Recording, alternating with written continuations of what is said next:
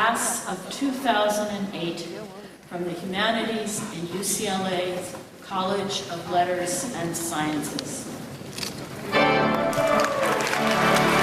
A 27-year veteran of the college's Department of Linguistics, who was appointed Dean of the University's Division of the Humanities on July 1st, 2006. Tim has distinguished himself in the branch of linguistics that explores grammatical structure and its relation to meaning. He has a way with words. In his early work, he did pioneering studies on the abstract cognitive principles of human language that determine the order in which words occur in sentences. In more recent work, he has examined the grammatical principles governing the representation of time and numerical quantity in language. Tim has risen through the ranks of the linguistics department, which he joined in 1981 as an assistant professor. The department is considered by linguistics specialists to be at the very, very top of its field.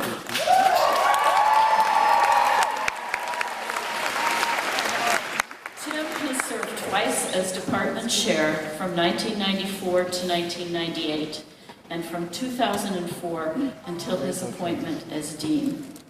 Tim has also served in visiting professorships at 13 universities and summer institutes in the United States, South America, Europe, and Asia. For 5 years, he was the co-editor of the journal Syntax, and he has served on the editorial boards of 5 other publications in his field. Please join me in welcoming the Dean of the Division of Humanities, Tim Stovall. Congratulations.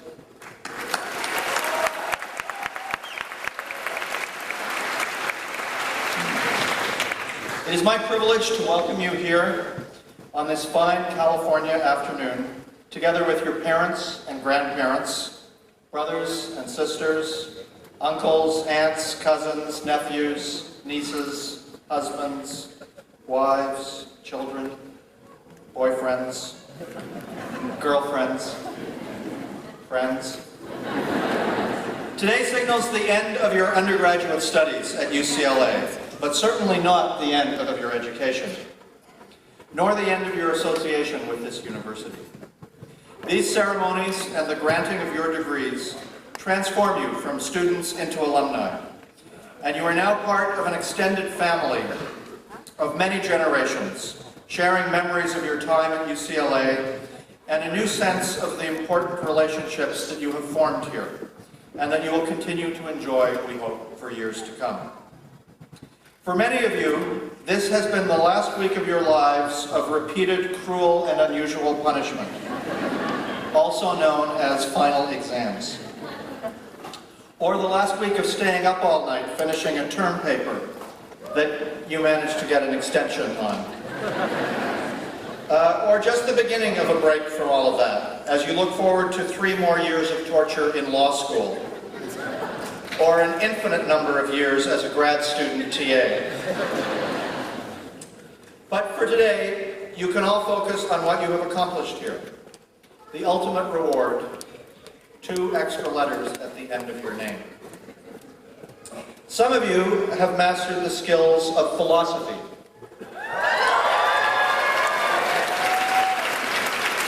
The oldest scholarly discipline, though not the oldest profession, from which most modern disciplines have branched off. You have learned about the intellectual achievements of great thinkers of the past and present in ethics and epistemology, logic and the philosophy of language, and how to construct and dissect an argument. Some of you have engaged in the study of religion,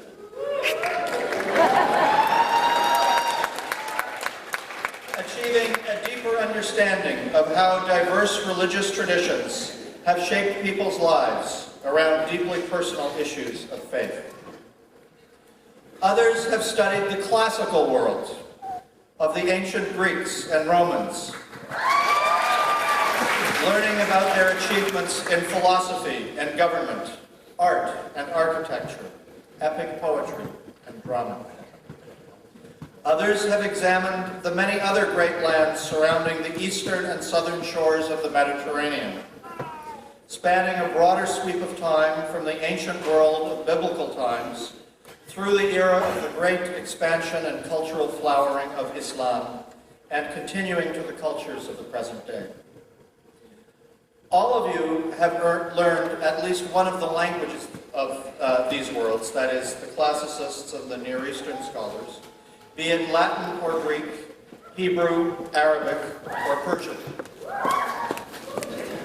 To you, I say, congratulamur vobis, synchai romen humin, mazel tov, mabruk, tabrik beshomo. Some of you, like me, have been trained as theoretical linguists. Or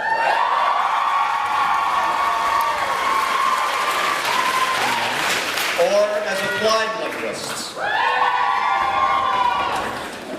We linguists of both sorts often complain about being misunderstood. When we first meet strangers at a party and they find out that we're linguists, they always ask us how many languages we speak.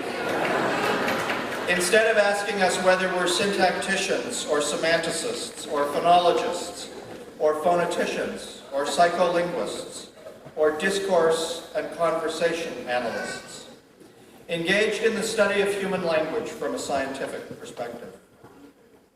Finally, some of you have been trained as art historians.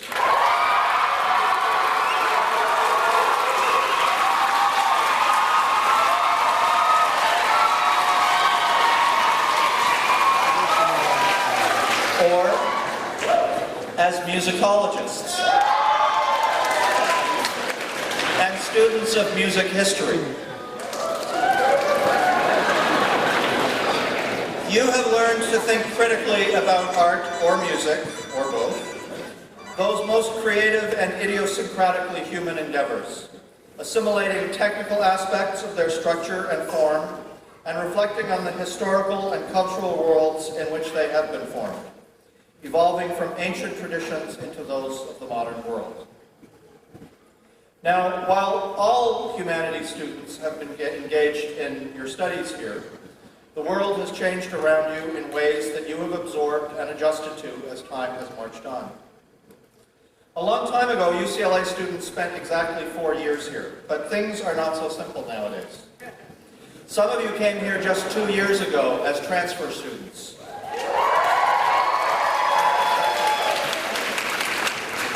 Others of you came here longer ago than you would care to admit.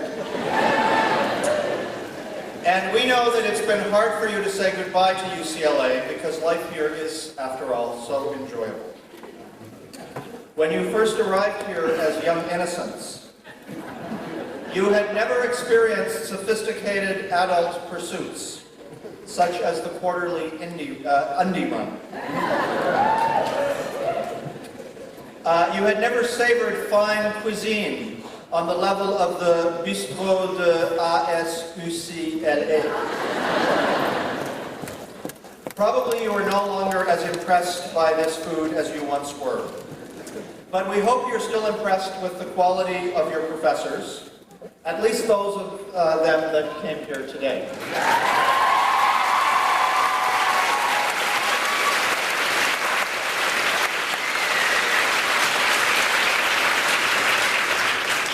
UCLA has consistently been ranked in the top tier of higher education, not only in America, but in the world. In fact, in a recent survey conducted by Newsweek magazine, UCLA was ranked in the top 12 universities worldwide.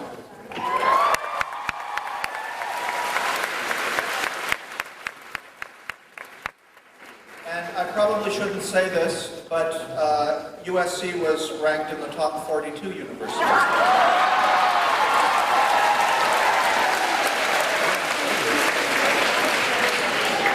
UCLA is also incredibly diverse. An article in the New York Times Magazine last fall noted that, quote, there is almost an iron law of higher education. The more selective a school is, the fewer low-income students it has. There are really only two exceptions to the rule. Two universities that are both elite and economically diverse. UCLA and Berkeley.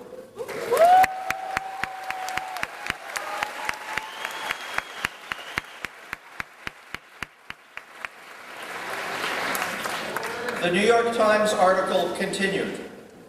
The single most impressive university in the country today is UCLA. It receives more freshman applications than any other, 50,744 last year. And unlike many of its peers, it can legitimately claim to be an engine of opportunity. About 90% of its students, whether they enter as freshmen or as transfers, eventually graduate. What City College of New York was to the 20th century, UCLA is to the 21st.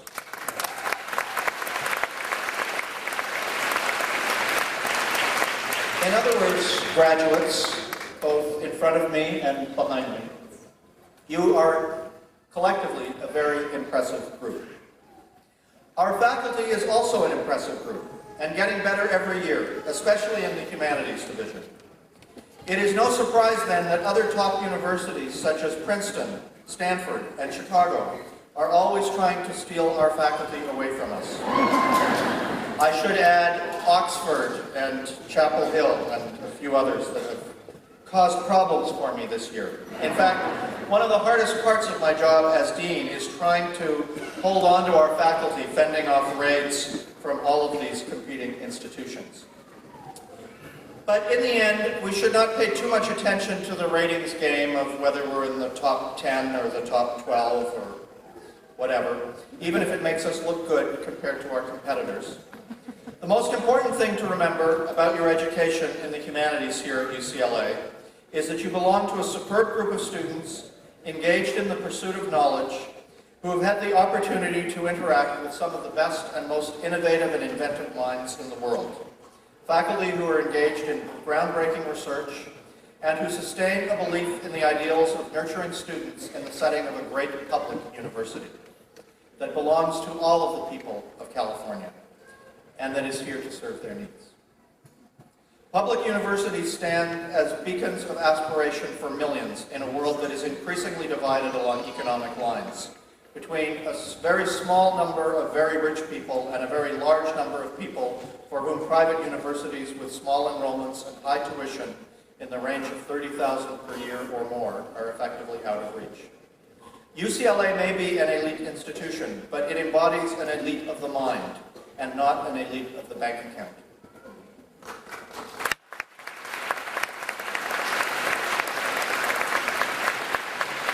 As the New York Times article testified, the UCLA family is diverse in every way, racially, ethnically, linguistically, economically, and also in terms of nationality, because our students come from over 100 countries. And it is diverse in terms of the intellectual interests of its faculty and students. This is entirely appropriate for a public university in Los Angeles, which is now the most diverse city in the world today. We take pride in this diversity, for it has enabled us to provide you with a window on the world. And the humanities at UCLA reflects this diversity, providing you with what we think is the best view from that window. But most of all, we take pride in you, our students, and in your success over your years here. And to you parents who have stood by your daughters and sons and supported them over the past few years here, we offer you our congratulations too.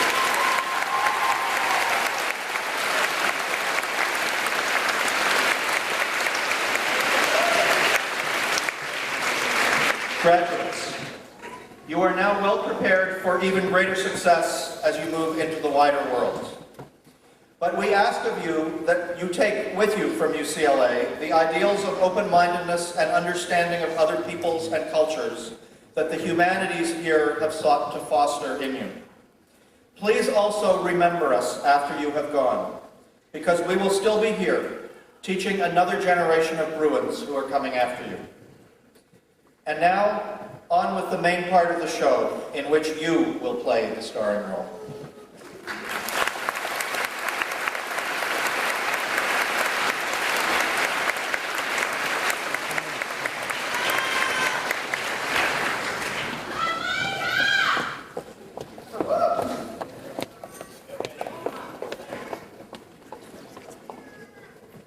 Thank you, Dean Stowell. Graduates, yesterday many of you attended the commencement ceremony of the College of Letters and Sciences. Today, we recognize you individually for your achievements. I am pleased to present you as UCLA graduates to your family and friends. Each of our department chairs will come forward to present their graduating students. First will come those from each department who have earned master's degrees. The master's degree students will be followed by the recipients of the bachelor's degrees. We will begin with the presentation of the students of the Department of Applied Linguistics and TESL.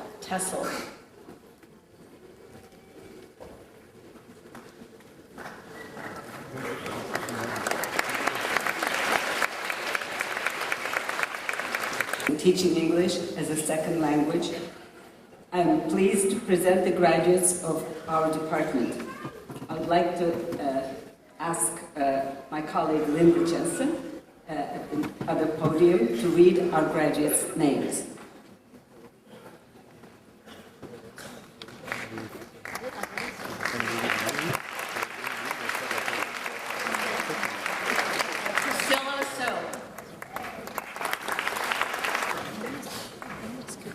Mariana Lizette Soto.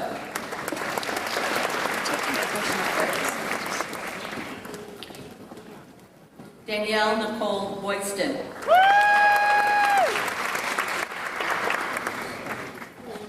Jessica Deanne Herrera.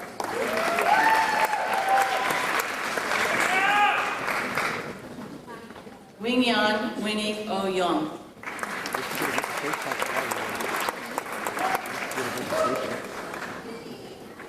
Mariko Mihashi.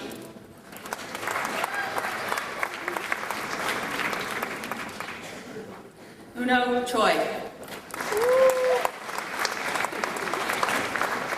Graduates in the program of linguistics.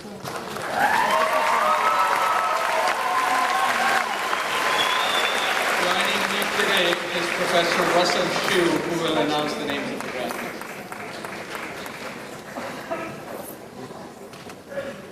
Ruth H. Rodriguez.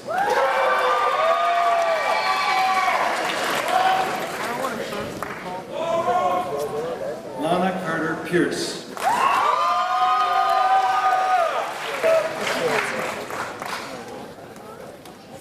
Danielle Nicole Boydston.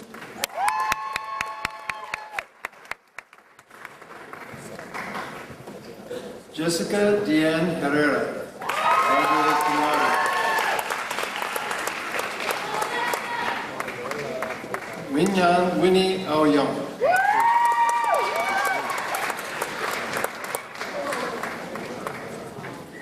Emily Wu.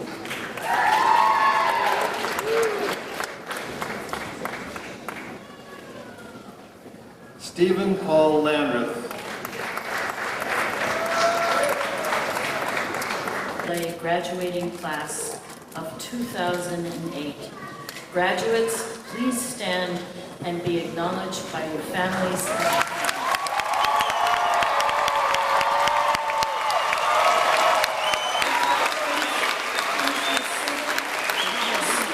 For joining us today, and best wishes to all of the graduates.